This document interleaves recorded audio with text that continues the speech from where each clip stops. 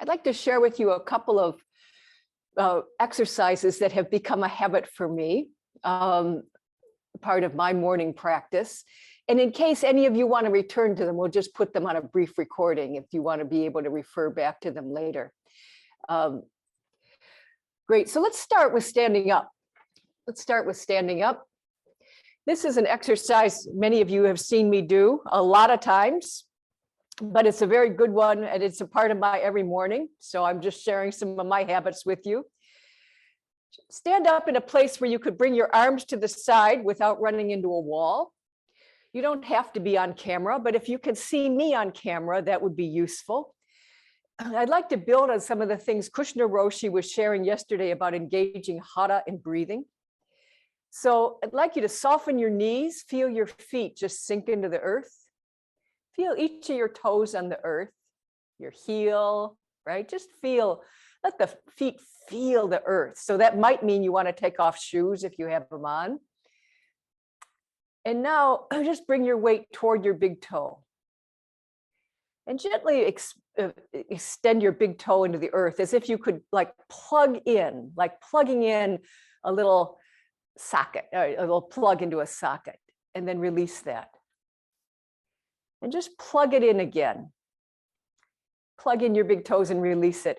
This gesture is so subtle, but it is one of the subtle ways to create that tone in the pelvic floor, or the setting of hara that Kushna Roshi was talking about yesterday. If you want to exaggerate it a little bit, you can also press your hands together as you plug in your toes. It'll also help bring that sensation to the pelvic floor that you just want a little bit of tone. Again, knees want to be a little soft. Press the toes in, unpress the toes. Press the toes in, unpress the toes. Now, just give me a thumbs up or thumbs down. When you press the toes in, how many of you can feel something's going on at the base of the hara, at the pelvic floor? Yes? Let me just see if those of you can see. Okay, you're going like that. That's good. All right, and unplug. This is subtle gesture we call setting the hara. And this may seem so subtle, but in some of the ancient Buddhist texts, some of the sutras, even the subtle gesture, there's one that talks specifically about press your toe into the earth and the world is beautiful. And what it's talking about is press your toe into the earth, and it's conducive to that samadhi state that Kushna Roshi spoke about yesterday. Unpress and it looks ugly again. That's exactly, I mean, I'm paraphrasing, but that was the gist of that part of the sutra. So this subtle gesture is part of the mechanics of that psychophysical spiritual aspect of who we are that helps us enter a bigger state. Now, how do we use it in breathing? As inhale turns to exhale. As inhale turns to exhale, plug in your toes. So, and then just keep it plugged in all the way through the exhale. So breathing in, let your hands drift up to the solar plexus, plug in your toes. Turn palms to the earth, slow, long exhale that could just run downhill, as it were, run right through your body, through your big toes, through your hara into the earth. Good. Relax your toes, arms drift up, plug in toes, and now feel the expansion, the bigness, the 180-degree vision, but also the centeredness, because this breath too is dropping down through hara, through big toes into the earth. First one, plug in toes.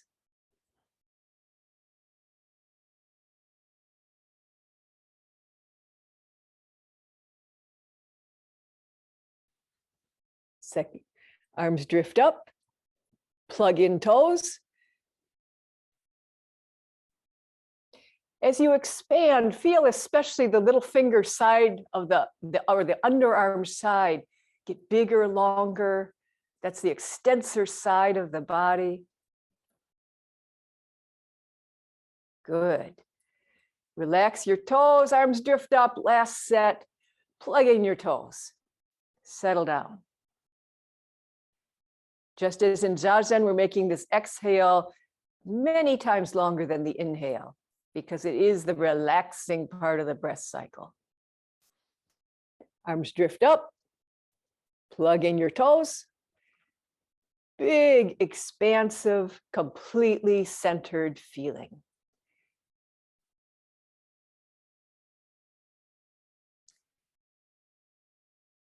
Good. Just turn your palms out 180 degrees and just take a couple of breaths here. Check in. What's changed in your sense, your felt sense, your subjective experience, your awareness, your hearing, your seeing, the warmth in the body, your feet on the earth. Where has relaxation spread? To use Krishna Roshi's phrase yesterday. Okay, good. And then one more I'd like to share with you, or one more set I'd like to share with you to just get more feeling in the hara. And for this, I'd like you to sit down in a way where you are like on the floor, where you're, if you can sit on the floor. You can do this maybe sitting on a bed too, is fine. But I'm sitting in a way where I could raise or lower my knees. And that's harder to do when you're on a chair. That's why I'm asking you to sit on a surface, a couch, a floor, or something where you can sit sort of cross-legged. Okay, you got that? We're just going to open up the chakras that relate to the hara so we can get more sensation in this area. Okay. And I dedicate this to all of you who wrote in the chat, you want to deepen your breathing and build hara. So this is another one I do every morning. And I want to credit Anadia Judith for sharing these in a conference I was at some time ago. She's a great yoga teacher, and these come from the yogic tradition, but all great wisdom traditions agree on certain basic truths about the human body.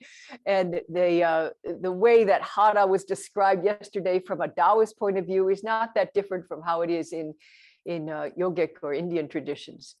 So what we want to do is start from the base, the pelvic floor, the root chakra, or the base of the hara.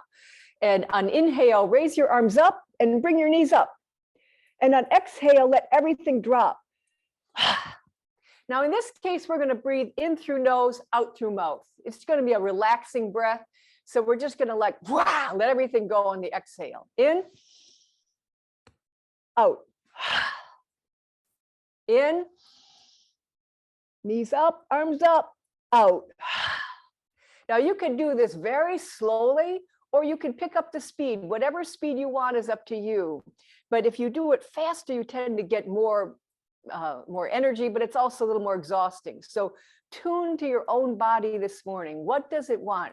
Does it want something slow and rhythmic? Up, down, up, down. And pick up the pace as is comfortable for you. And do a few more.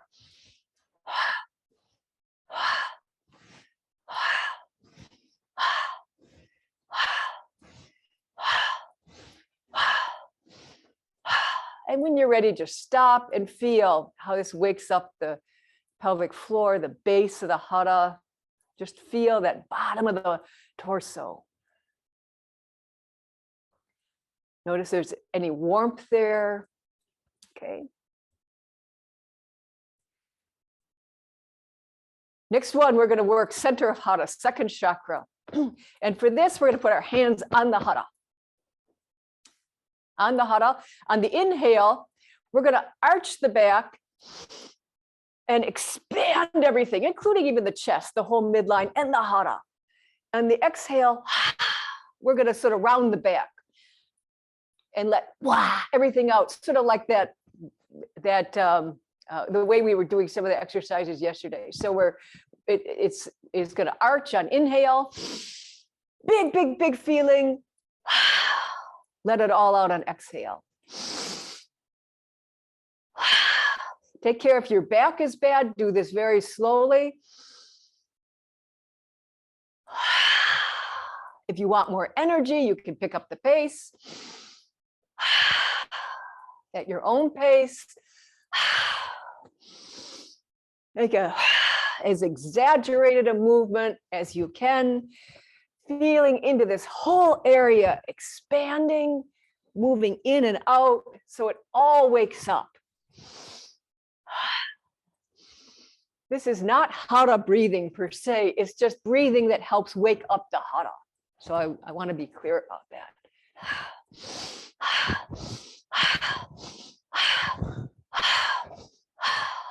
All right, and just rest with that a bit. Notice the felt sense in the body.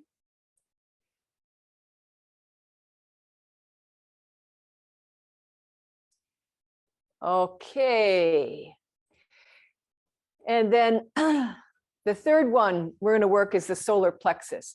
Yesterday, if you were part of our session, we did an exercise where we were kind of feeling under the rib cage, you know, as we were breathing, to kind of massage this area. And I want to take that even a step further today to go right up to the midline, the solar plexus area. That whole area is the diaphragm, all the way down. That is the diaphragm. And that whole area, the diaphragm, can either be kind of hard and brittle like a turtle shell, or it can be soft and flexible like a jellyfish in the ocean. Guess which one breathes better, right? So you want that feeling of everything just so soft and flexible.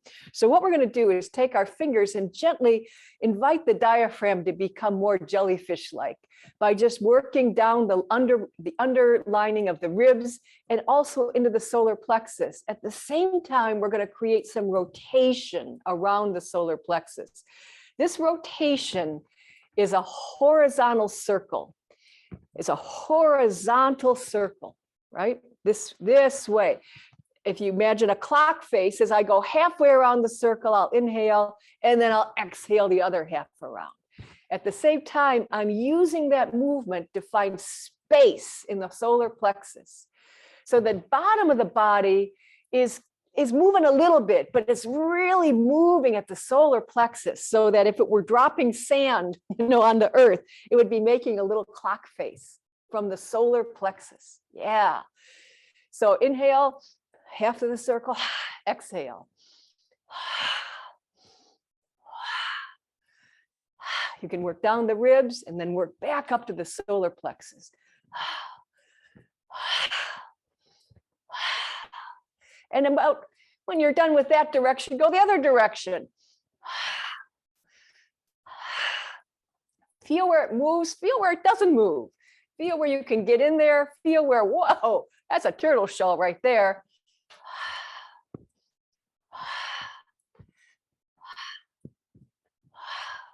All right, and then just rest. Now we've opened up the whole hara area. Just notice what you feel in there.